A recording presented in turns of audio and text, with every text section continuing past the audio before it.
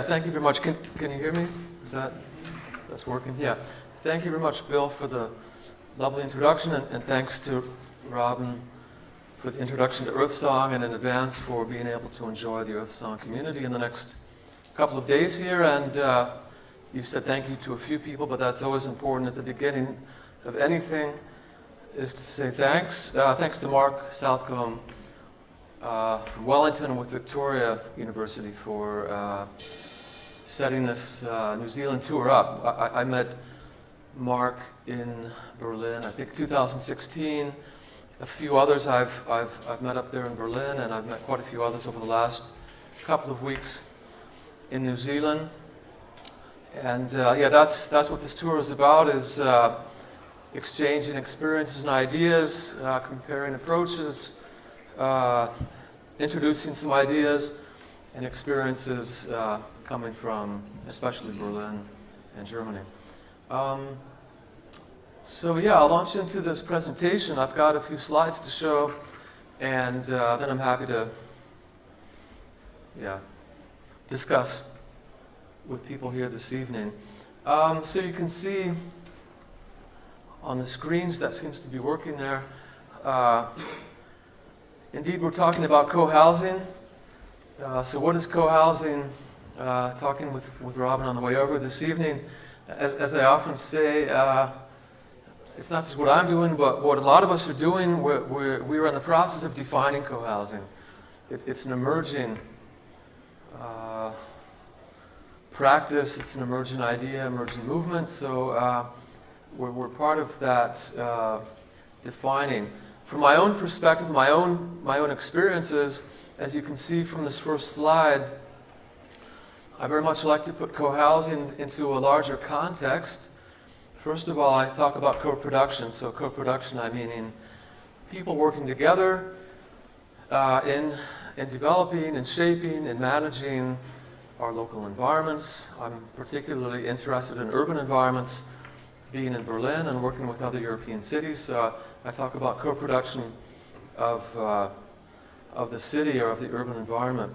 And I like to put that into the context of an even larger idea of commoning, a verb that's starting to get more attention. I think we can say we're, in our own ways, in our different cities, somewhere on the path of reclaiming this idea of the commons, and the verb being commoning. That means creating common spaces, places that are there for the larger good and for the benefit of a number of people. So we're all about working to redefine or create new definitions for these sorts of things. So again, coming from Berlin, it's called the Institute for Creative Sustainability. I helped to create this nonprofit organization about almost 20 years ago now. I'll be showing you information, ideas, especially from Berlin. To start with, this is part of my own background, and the way I look at housing and co-housing is in the context of sustainability.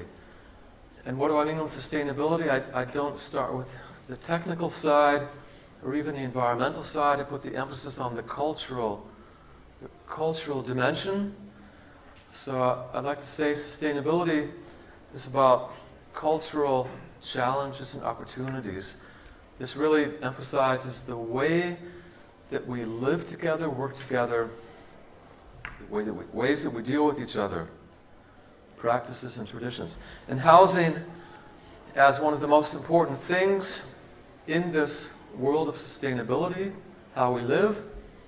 And again, I see this as a cultural challenge, full of challenges but also opportunities. If we're talking about cultures and traditions from this place, then I'm quite new to the New Zealand islands, but from what I know already, there are different traditions, one of them coming from traditional people here, Māori cultures, and the idea of papakainga is something that has been introduced to me, so something to look into. But also definitely to be complemented by housing cultures and traditions coming from Europe. So I'm something of a European American, Scottish, English, Irish, German, and the idea of the commons is something that we know. It goes back not just a few years, but centuries, and again, I think we're about rediscovering that.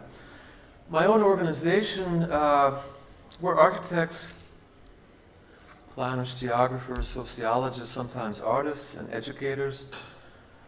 We are very much working with co-housing, and we do that in different ways. One of them is communications and networking.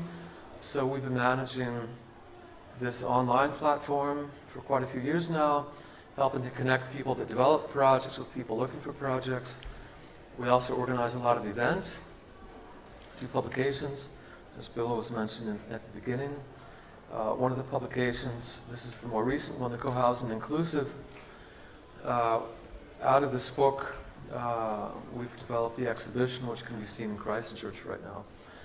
So, yeah, the first book emphasizing the cultural approach, the second one emphasizing opportunities for inclusion in co-housing projects, and that's something I'll be emphasizing over the next minutes. Now taking a step back, put housing into a larger context. So, in which world are we practicing?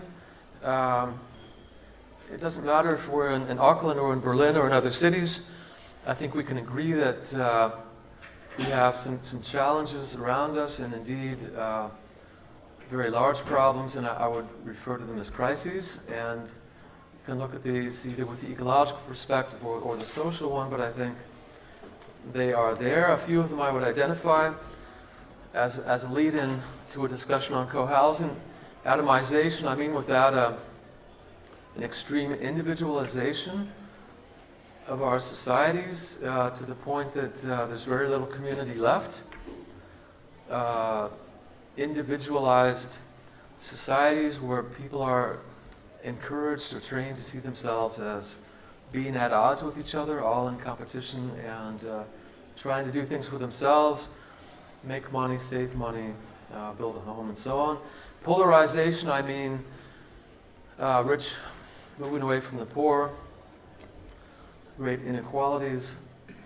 In any case, we can say in New Zealand, as in Germany, and as in most of our post-industrial societies, we have a crisis of housing affordability, and this is particularly impacting the younger generations. So even well-educated people coming out of school will find themselves in a very hard situation.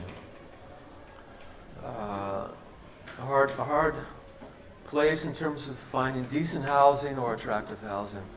If we look at the ecological problems, I won't go through those, but again, I think we can agree that the challenges are really the most severe for the coming generations, who are being left to deal with problems that the older people are leaving them with. Anyway, some severe challenges that I think need more attention.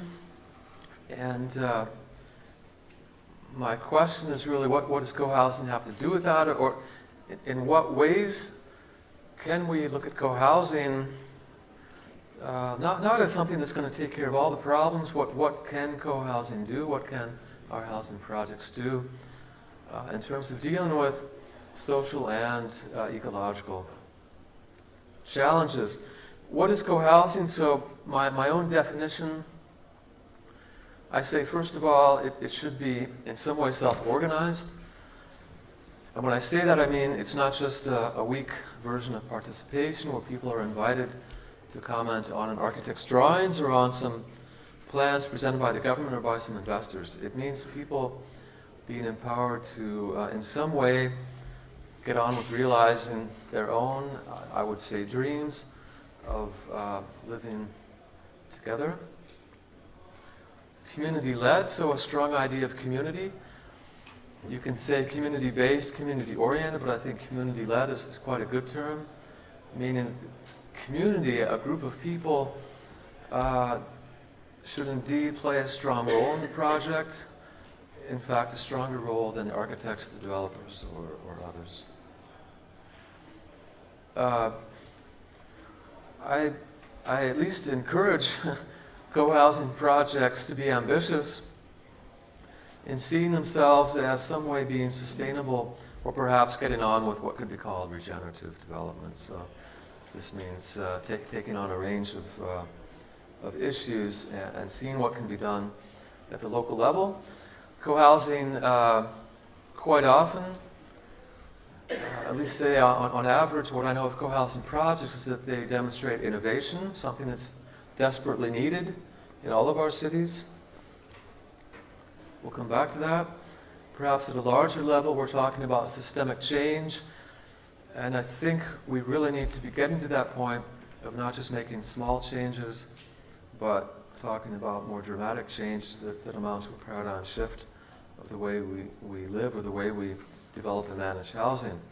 Empowerment, I've talked about that, giving people a stronger role than they would have otherwise had. So looking at people not just as consumers, but as people who, in fact, should have something to say with their local world.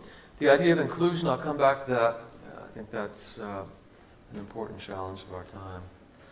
So co-housing, here I'm talking about motivation. So why do people look for that? Coming at it a bit more from the personal side or the individual side. To begin with, I think Bill mentioned that in the beginning, our cities are expressing that. Berlin, way ahead of Berlin in terms of being individualized. In the city of Berlin, more than half of the people live alone, are singles. What I understand from New Zealand, it might be 25%. I don't know what the numbers are, but let's just say it's an increasing part of the population. That adds up to not just extreme competition and consumption, but a lot of loneliness, which, can be seen as a sickness or something that people actually die early from. An important point is that the markets, so the housing market or housing developers, builders, are not meeting the needs or the interests of people. The point is there with demographic change, the way people are living and working, meaning we're talking about family structure, the need to be mobile, the need to be flexible, just the way people are living. Housing is not addressing that, meaning people are living in housing, apartments, or homes that don't reflect the particular family structure or way people would rather be living. So co-housing can help us develop new housing typologies and spaces and ways to bring people together. Developing co-housing projects definitely has an economic dimension. It should be more affordable. Not everybody working with their own particular lot and garage and washing machine and everything.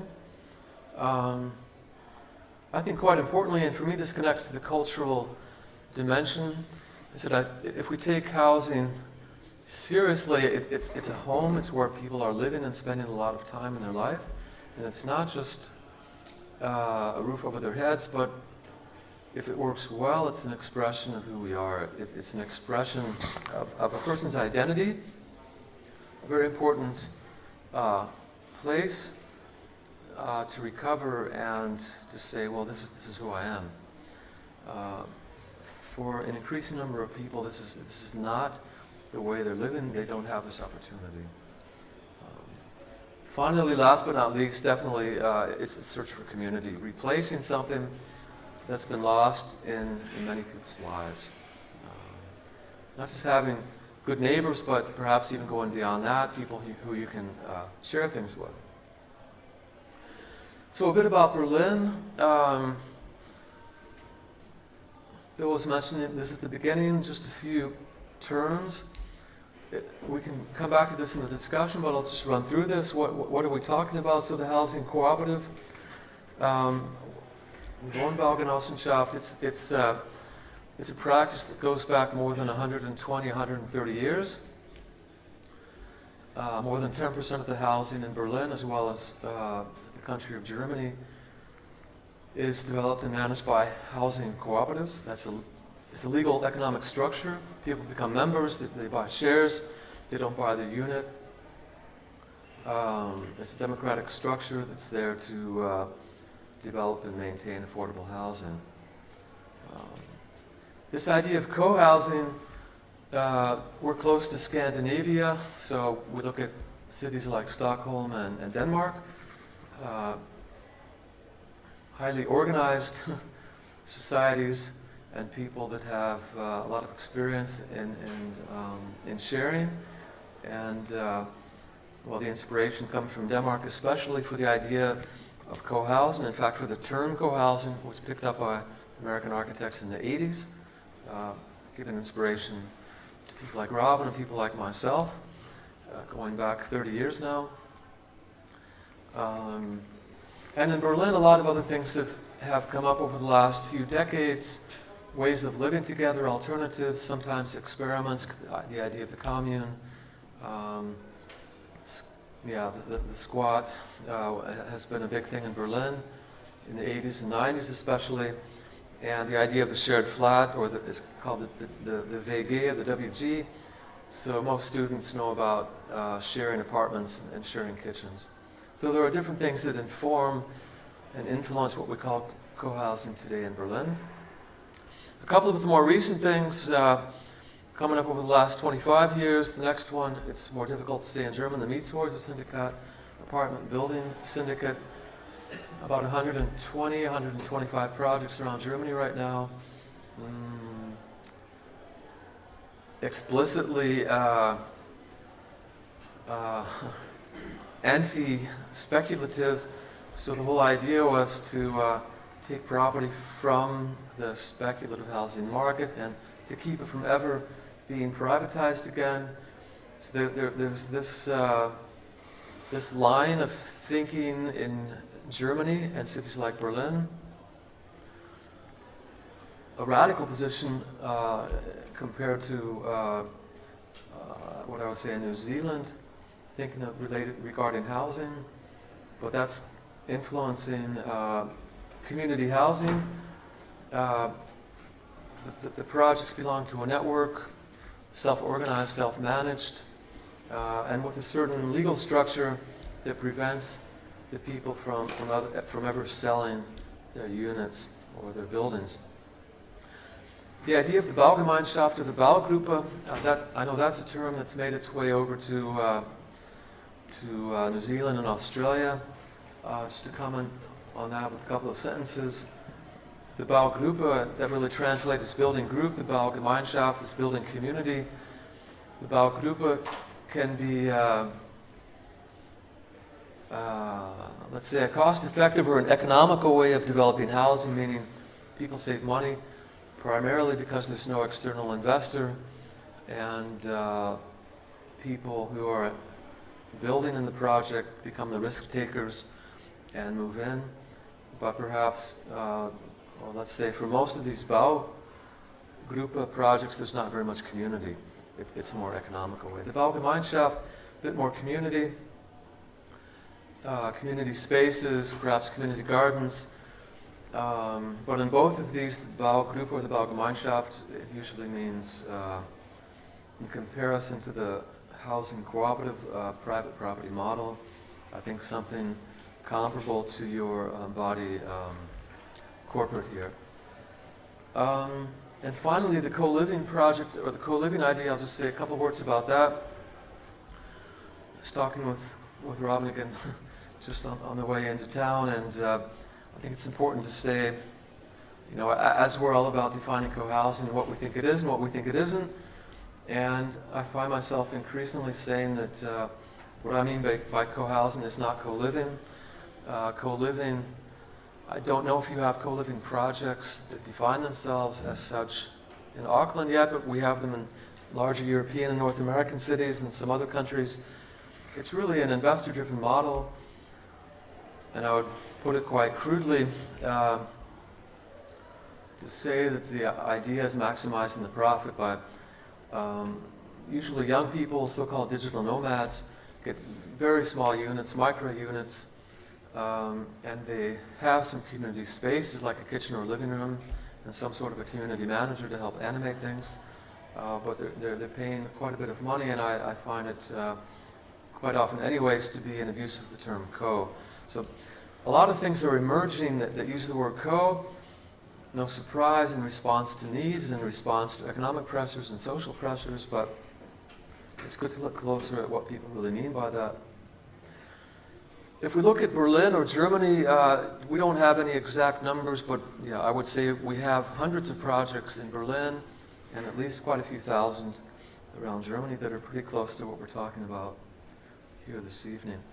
I'm not going to show you 4 projects, I'm just going to show you 2. The first one is the Spreefeld that I have been a part of. I've been living there for the last 5 years and working there, and part of its development going back to the year 2011. Some of you have already been there. This is what it looked like during the planning phase, the 3 buildings. So it's in effect a new neighborhood.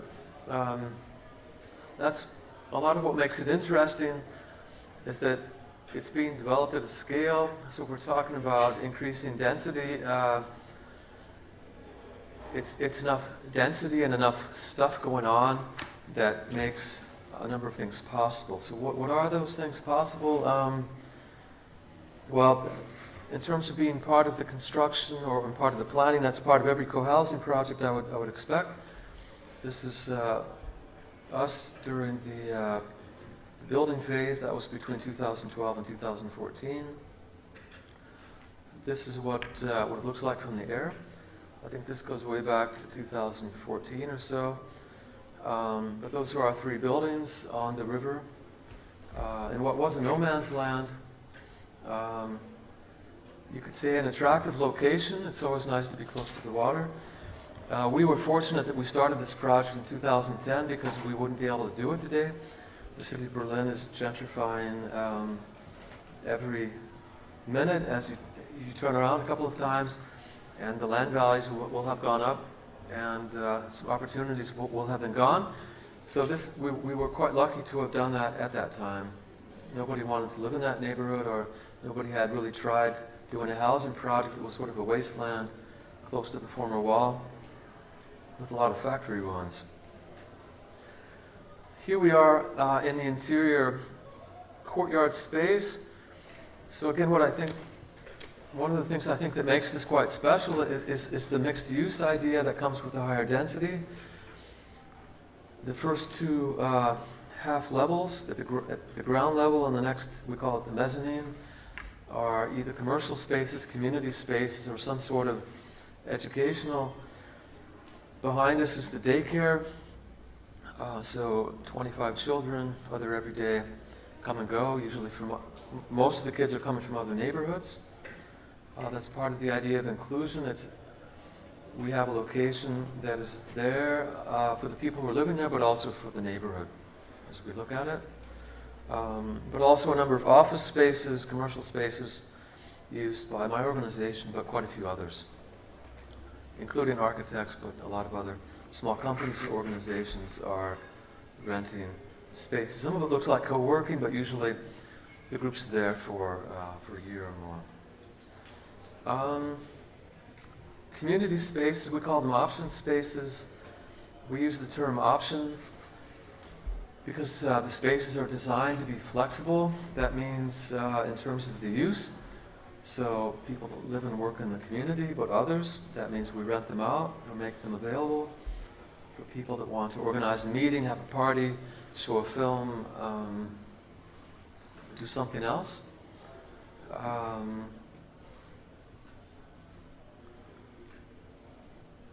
Otherwise, commenting on Earthsong, impressive landscaping and greening, and that's quite an important part of our project as well. And a bit more of an urban context, but a big part of us being there is a positive development of the landscape. We did that by having no car parking spaces on the site. which allows us to green it, and we like to use the words developing edible or productive landscapes. So this means green plants, but part of a movement, I think in many ways similar to Earth Song, where we are interested in seeing how that's possible around housing projects, even in urban locations. It's an educational thing, it's a thing people like to do, and beyond that, part of a movement of recovering land and, at least in the small scale, growing some food. A very big part of it, this is in my particular community group, cooking and eating together. This is an idea which is largely coming from Denmark and Sweden. It hasn't been really strong German practice either, but it's gaining more attention. It doesn't look like that every evening, but on a regular basis. Oops, it goes back. I'm part of what could be called a sub-project, which I think is expressing this idea of co-housing, where we have smaller than average private spaces. In this case, in a fairly high density urban situation, where we have apartments that are next to each other, open onto community spaces or larger hallways, and a shared kitchen, a living room, and in the building, shared washing machines and shared cars down below.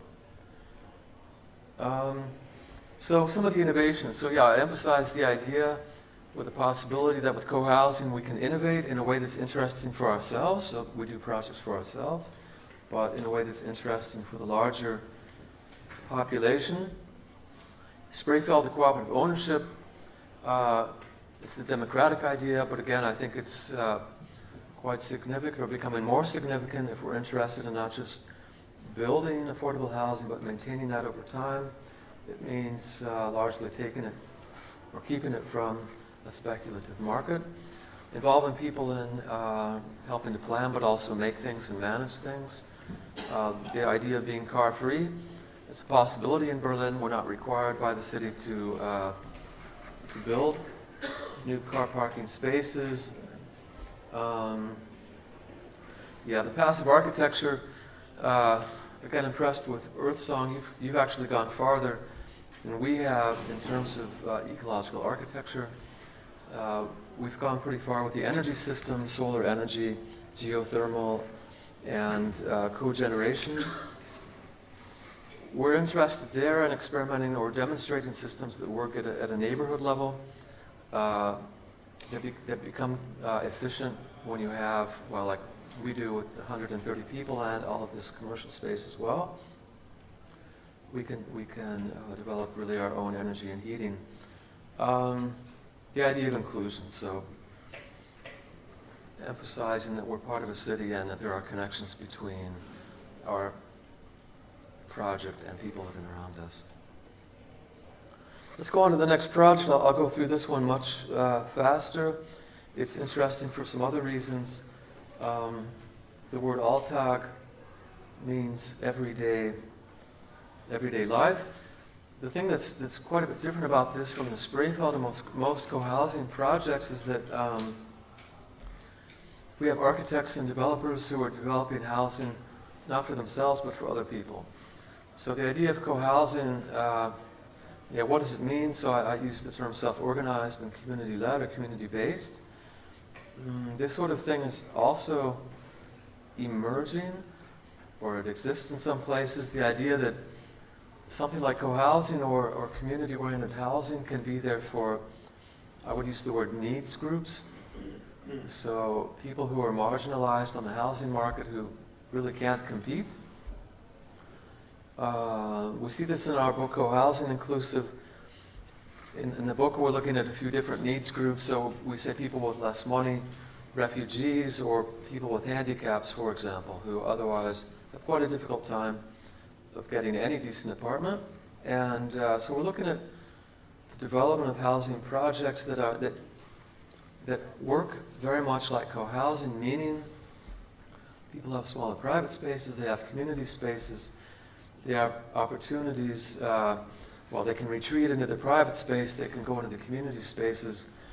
And very similar to our Sprayfelt project, and some of the things are quite similar, no surprise, the architects are the same ones. From our Sprayfelt project and this one, you have a mixed use, so you have more public community spaces at the ground level, which means a cafe, for example, classic opportunity for bringing people together. So people that live in the building can spend time in the cafe and meet people from the neighborhood, but of course people can also go out into the public space, which is like a public square, which is really public, where people from the surrounding neighborhoods are invited to walk through. A few things about that one that I think are innovative. Again, it's not driven by the future residents, and I'm not just doing that to be provocative. I think there's really something going on here. If we're talking about co-housing, then I think it's similar in New Zealand as it has been in Berlin in recent years, that so much attention has gone to the construction phase that people have been thinking hardly at all about the residential phase. Like, what happens when people move in, and who's taking care of that, and how do people work together? So this project is an attempt to shift that and say it's developed in a different way, and a lot of attention will be given to the residential and management phase. This project is really significant for another reason, and I think it could be an interesting thing for the local government here in Auckland or other New Zealand cities, is that one of the huge challenges we have is to, if we try to do everything, then to build in a way that is sustainable and affordable. So usually when we say we build more sustainably, it costs more. So who can afford to do that? Well, people with more money. So how do we get on with exploring and demonstrating affordable architecture that is also sustainable? Well, that's a huge risk to take, and I think it's not fair to expect co-housing projects to try to do everything. I mean, at Earthsong, you were successful. It took 10 years to do it. A lot of people don't have the nerves, patience, whatever, or skill to bring it through that way. So the local government in Berlin, in acknowledging that, came up with a competition, and in the end gave subsidies to about 9 projects, and the one I just showed is one of them. And again, the expectation from the government was, okay, show us what you can do, show us some homes that are built. It might mean that they're using wood in new ways, or they're using new environmental technologies, and they're considering some of the social dimension, meaning architecture or space that is encouraging of community, and they're required to keep the costs down. So it's a huge challenge. That means doing a bit of research and really looking around and being very creative with builders. So yeah, I think things like that need to happen more, so that we don't stress the co-housing projects too much, that we allow co-housing projects to do what's possible and look for other ways with larger institutional partners to move things along. So connecting up with universities or local government to really do some of the thinking. So let's go on. What I see in Berlin, I'm starting to summarize things, is that, and I can say this again and again, I'm reminded, especially by younger generations, what I see in Berlin and other cities, that we've got problems. I see young people going into the streets and demonstrating, and so I'm reminded that there's a certain urgency, both socially and ecologically speaking, and I really believe that there's an urgency, and at that time that new opportunities are emerging. So there is a clear connection there, that people are looking for innovation, that we need to look for innovation. We see new opportunities. How do we respond to these housing challenges? And the things that have come up in Berlin and Germany over the last years and maybe the last decades The cooperative is one of them. I think it's quite a significant development. That's something that specific projects really can't be expected to do. It's a structural thing. It has to do with policy. It has to do with tax incentives, economic situations, so that we need people working on that at the larger level. City housing companies. So what can a local government do that a small co-housing project can't in terms of mobilizing resources and land? A lot of really interesting cooperations have developed, not just in Berlin, but I think about cities like Vienna or Stockholm, cooperations between larger housing companies and co-housing groups. So you can get a large housing developer or provider to do something that really amounts to co-housing. Small people, small groups don't have to worry about all of the financing, for example. The possibility of the long-term land lease, I think, is quite significant. It often comes down, or usually comes down to land, access to land and property, and co-housing groups are more and more priced out of it. They can't compete with larger investors and developers. They don't have the time to get a group together. Maybe they just can't come up with the financing, or the banks are not as keen to work with them. So one way to do that is to separate the land from the buildings, and that usually means then somebody owns the land. It can be a government, a church, perhaps a nonprofit foundation, or a community land trust. It can make the land more affordable, so people don't have to buy the land, they can lease it. A big part of the success story in Berlin over the last years is that what I'm calling here ethical banks and foundations have developed. The co-housing projects, they're about architecture and space and people, but there's no question that it comes down to resources and financing, as much as a lot of people, a lot of idealists don't want to deal with that. So yeah, either you're going to have to move your banks along, or people are going to have to develop some other ones, some new ones that will work on more intentionally with ideas of sustainability or with community projects. The idea of the community land trust, I've become a believer of that one over the last couple of years. I think it's definitely something to look into. Over the last week, I got to know one of the projects in Christchurch, which I'm impressed with, the Peterborough Project, which has a land trust, interestingly enough, since the 1980s.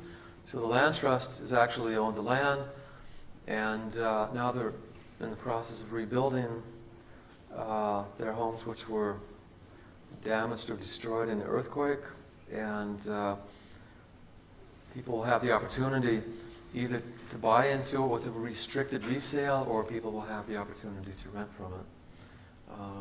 So yeah, the idea of the land trust. And I put in demonstration there at the end. I'm not saying everybody has to go out into the street tomorrow, but I think some people do need to be involved in politics, and however it comes about, people need to work for change. So look for the connections between housing and co-housing. There are connections there in terms of how renters are dealt with, and tax laws, tax incentives, and so on, how things are financed. We need to demonstrate in the positive way, meaning new projects, but we also need to demonstrate that things need to change. And yeah, that's what I was saying earlier, that my assumption is a lot of that's going to be left to the upcoming generation, who are mostly frustrated and disappointed with what they're finding. So to give that some attention as well. Not everybody can do everything, but some of us need to be doing the practical things of designing and managing these projects, and others need to be, as I would say, working on the political or policy end. So I think that brings us to the end of the presentation part. So yeah, thanks for your attention so far, and look forward to your questions, and yeah, see where things go.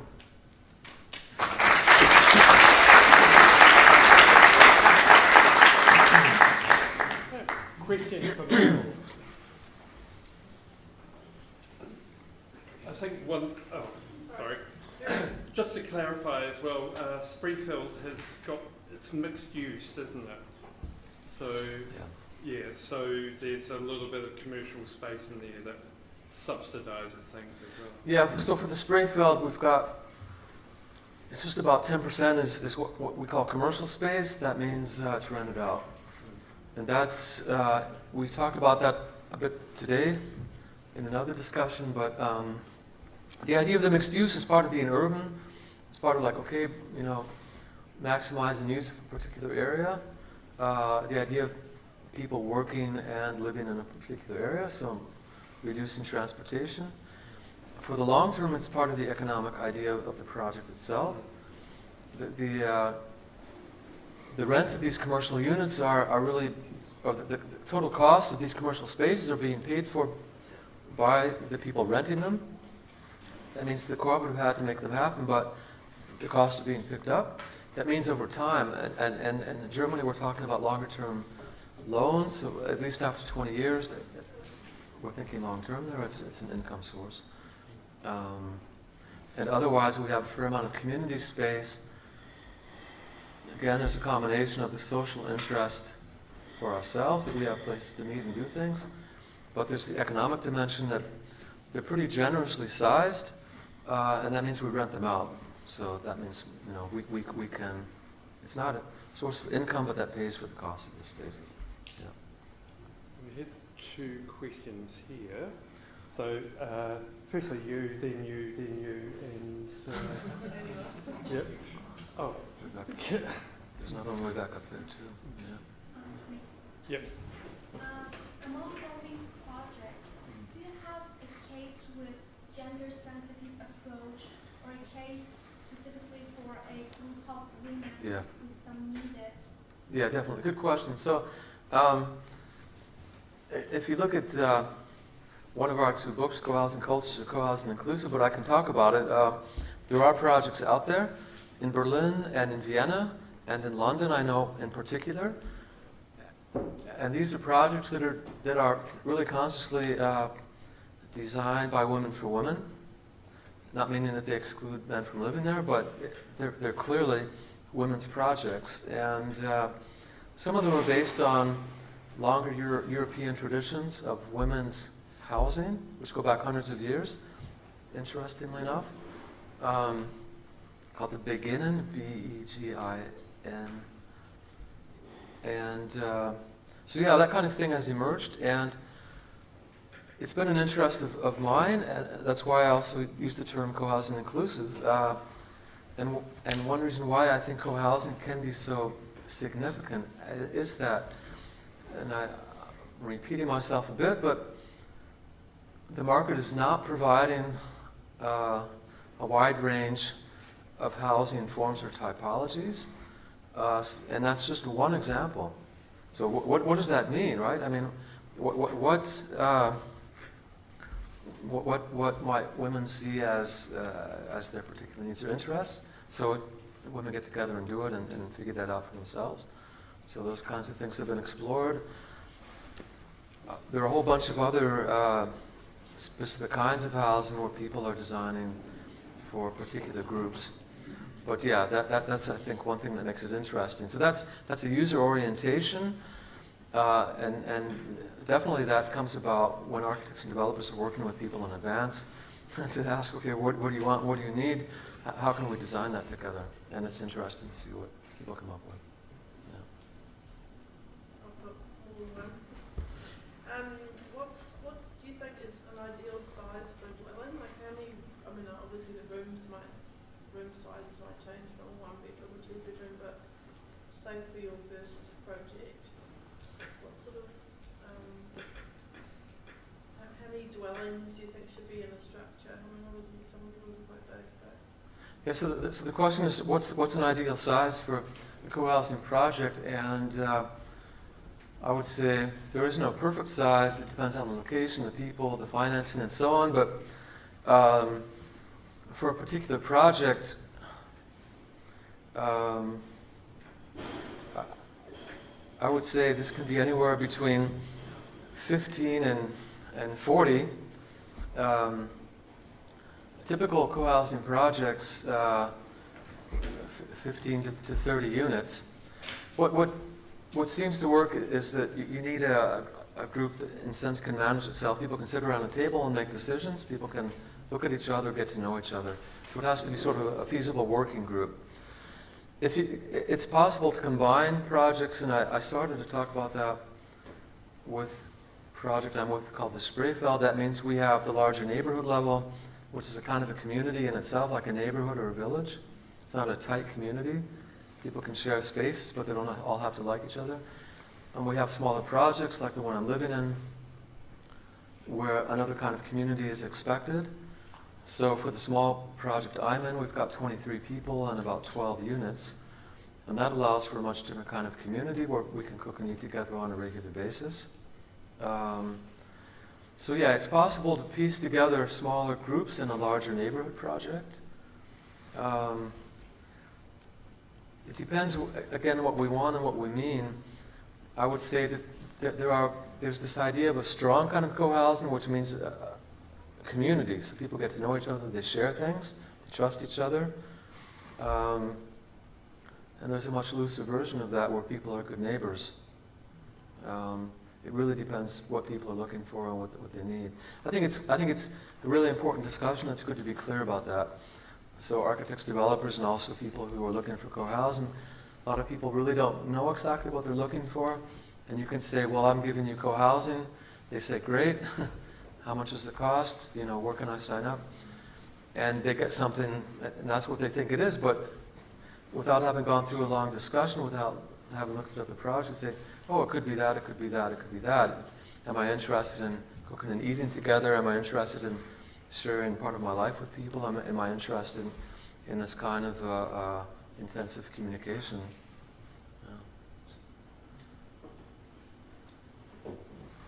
Hi there. What do you think gives a project the greatest chance of success, particularly in a context like Auckland, where there's quite high individualism and inequality? So you're talking about like in the city of Auckland, to do a project, and you mean how could it be successful with respect to like people would want to live there, or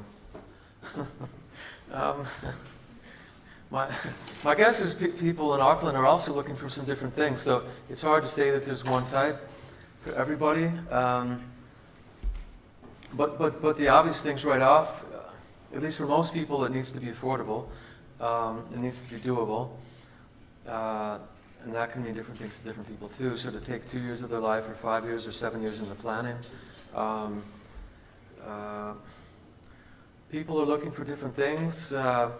When I say housing, if it works well, it's an expression of ourselves. So people have something different in mind, like a particular identity. It should be really ecological. Maybe some people are looking for more of an architectural statement, actually. That's also out there. When people say they need an identity, then the architecture can be quite important for them. A lot of people are looking for a particular location.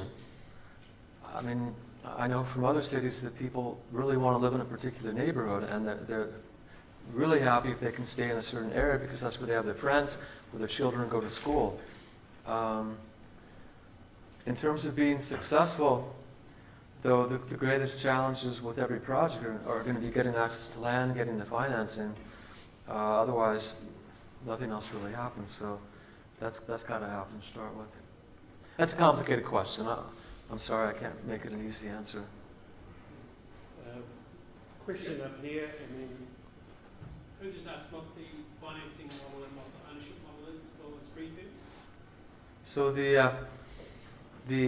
the model is first and foremost a cooperative structure. A group of private people bought the property. They decided to turn it into a housing cooperative, which meant that the land and the buildings went into the property of the cooperative. And so that meant people had to become members of the cooperative and then had to buy shares that would correspond to the size of their particular private space. The basic idea there, we can go into more detail, but the basic idea of the cooperative is people acquire these shares, and when they leave, they get that money back. In addition to those shares, and for the spray felt event, we were expected in the end to finance about 50% of the original costs of that particular space. And above and beyond that, we pay something like a rent, we call it a use fee, and we have a use agreement, which is really good for our lifetime. That's the idea of the cooperative, very secure rent. Those loans will be paid off. Some of them are individual loans, and some of them are like 50% are taken on by the cooperative altogether. But the main idea of the cooperative, again, it's democratic, and over time, the rents should become more and more affordable as compared to the surrounding housing market. Those are the two real driving forces of it. And again, like more than 10% of the housing in Berlin is cooperative, so it's not a real strange model. It's something that a lot of people are familiar with.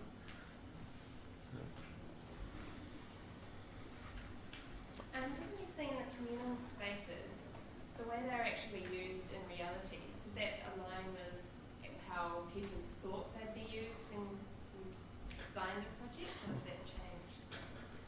It's a good question. So, well, some of the larger spaces, we call them these option spaces, and one of them, so there are one in each building. One of them started off as a woodwork shop, which was great for the first few years. A lot of people were interested in making furniture or things for their own space, or also for the commercial spaces. And it's transitioning now into an open or neighborhood workshop, woodwork shop. We found like a nonprofit to take that over. So that's continuing as a woodwork shop.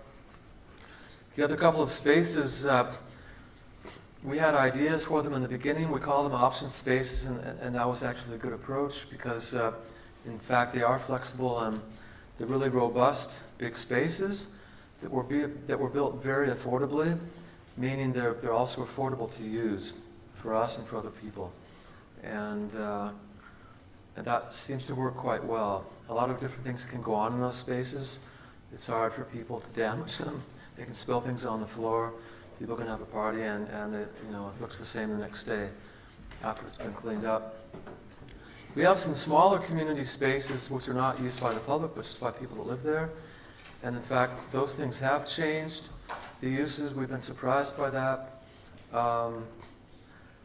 In fact, two of the smallest community spaces, a year into being there, the proposal was made by somebody in the group. They said, hey, we're not using these spaces very much. We have a lot of refugees, like 100,000 came to Berlin between 2015 and 2016. And she said, what about converting those into spaces for refugee families? And then we debated that for a few months and finally made that decision. We said, okay, yeah, let's do that. That won't hurt us. We're not really using these spaces very much. And at least for some longer period of time, we said, okay, we'll invite people to live there. And yeah, so for 3 or 4 years now, there have been people living there.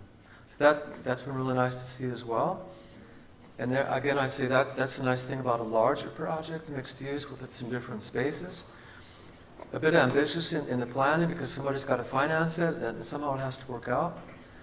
But that's given us the flexibility to change the use on a couple of things. So yeah, I think our project and a number of others in Berlin and some other European cities, they've emphasized what's been called a process orientation. I haven't made a big deal out of that this evening, but that means architects can never know everything about a project. They just can't know exactly how things are going to be used. There will be a lot of surprises, and going about that a bit intentionally and saying, okay, let's allow some things to happen, which is a bit risky, again, in terms of planning and financing, but it's worked out well in our case. That we said, okay, that's great. We have some things that we can maybe one other point, it's an important one, I'm kind of going on there, but in terms of being risky with the planning, so we had these big community spaces, and in the planning phase, we said, okay, we've got these big spaces, and we've got a few scenarios. Everything can go well. The building costs won't explode. We will be able to use these like we think we want to and allow them to be used, meaning affordably. And we're really lucky that things went well. But we had Plan B, which said if the costs go up, we're going to have to rent those out for more money. They would be turned into commercial spaces. So that's just a possibility for planning a project is to build in some buffer or some kind of like backup. Things can go well perfectly, and then everybody's really happy. Plan B, people can still be happy with that, but the project doesn't die. So that, yeah, that's what we did. Yep. And then, yep. So, Has the state played any role in assisting with co-housing with Australia? Yeah.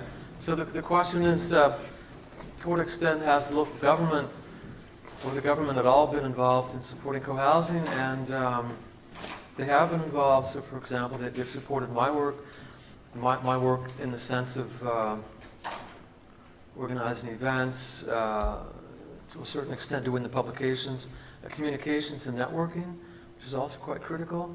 People need information, they need best practices, they need to know that things are possible. Just the networking, helping architects and developers find the people they need to do that. The city of Berlin, for example, over the last 10 years, has financed another organization which has been advising and consulting. The government has helped in a number of cases with allocating land, and we always think it should be more, but anyway, they have provided a number of pieces of property, and they often do that with the competition, and they ask for, they look for the best project or the best concept. So that's been going on. Occasionally there have been subsidies, or like I showed with the competition, the government comes up with a plan and says, okay, we'll fund demonstrations that show us what sustainable and affordable architecture for housing can look like. So yeah, they have been supporting it. In the coming years, we have a lot of discussions because Berlin is growing quite rapidly, and Berlin is planning some large new neighborhoods on the edges of the city, 10 or 15 larger neighborhoods. And the discussion is that between cooperative housing and co-housing, that we should be developing 20 or 25% of that new housing. So it's taken seriously in that way, and the idea is that for the future healthy, sustainable city, we need a certain mix of ownership models, provider models, different structures, and that co-housing won't be everything, or cooperative housing won't be everything, but it can certainly be anywhere from 10 to 25% of the housing. So we're on our way to making that happen and kind of scaling up as well, larger projects. With regards to the second project where you have this competition government, Yeah. where the subsidies involved. So it seems like either there's a bunch of people, who have to get it going, or the government. Are there some examples, or I suppose, what are your thoughts on architects taking some initiatives where they get in, they have a collaboration, maybe a non-profit organization, and they get a project going, like not waiting for the government to sort of support it, or a bunch of people who are really keen to do it. Right. So the question, if I understand it, is,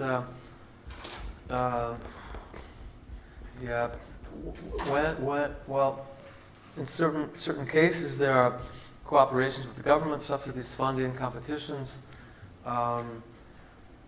Most of what I know to be co-housing is clearly civil society initiated, meaning it's coming from people, architects, developers, but it's clearly coming from, as I would say, from below. A combination of people, architects, and developers have these ideas, and they do what they can, with or without government assistance. If you look around the different cities, you'll find, or different countries, you'll find different levels of cooperation and assistance. But the idea of co-housing, as I know it, has never been about waiting for the government. it does mean in some ways trying to get the government to be involved and to support or to subsidize. And the government is more likely to be interested to the extent that we can convince the government that we're doing something, I would say not just for ourselves, but for the larger community. I mean, it's a learning project, it's demonstrating, it's innovative. There might be some commercial spaces that can be used by a school, or there's some kind of service or infrastructure which is interesting for the neighborhood, and that would help to convince the government to support that project. Maybe they're including some really affordable apartments. Anyway, there are other ways of doing that. The big change over the recent years in Berlin, maybe some other cities, is that it's getting more difficult in Berlin because things are more expensive, more competition, that it's getting to be virtually impossible for people just to do it on their own. At least in the downtown, people can leave the city, right? But people want to stay in the city. Then it's virtually impossible without some kind of support. I mean, institutional support. Yeah, from banks and foundations, but likely from the government, because again, it's access to land, and who can do that? That's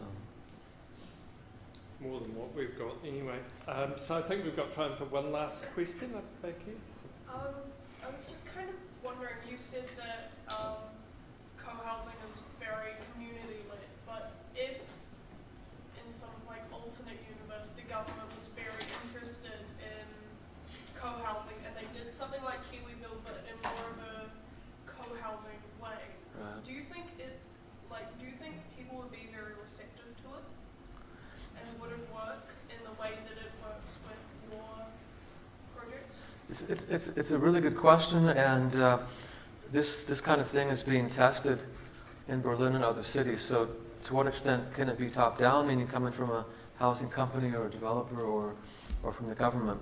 To be honest, I'm skeptical that larger companies or government institutions can do it well, but I don't say that it's impossible. I mean, some of the examples are, I showed one which is an attempt to do that, coming from architects and developers without involving the future residents. So in some cases that's maybe even necessary because these people don't have any money, and it will be a kind of a temporary housing for them. It's a question, where are we stretching the line of co-housing? But in fact, in Germany and other European countries, these kinds of things have been done or are being done. I've seen it work quite well, where you have, let's say, a housing company working with a known group of people who are saying, yes, we know we want to live this way, and you can build this, and we will tell you what we have in mind, and they figure out a good way to do that. So I've seen that work, especially in Sweden, but also I've seen things in Vienna, and some things like that are starting to come out in Berlin. So there are ways of doing that, and the question there is really, one of them is, again, so I come back to this thing about inclusion. Is co-housing just for people who have time and money and education? Or is there a way to open it up a bit more? And I think that does mean bringing in larger partners. They have resources, money, access to land. How can you get these institutional partners to do good things, meaning really sensitive architecture? And so they need a lot of input. I think it can work if a group of people is really brought together with them. I don't think it's going to work if you just set a large institution loose and say, do what you think is co-housing. No. Well, I'm sorry, Michael's got some commitments, so we need to bring it to a close, but by all means come and have a quick word. So again, I'd like to thank very much Michael